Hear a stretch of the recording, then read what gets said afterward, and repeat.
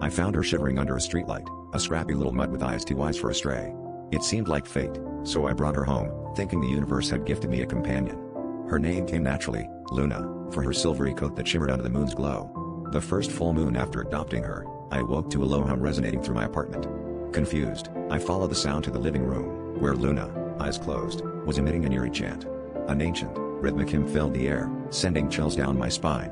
I dismissed it as a dream until it happened again the next month, each time the chant growing louder, the words clearer. I recorded it, hoping for some rational explanation.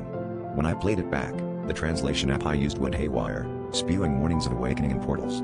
Last night, as the moon hung ominously in the sky, Luna's chants,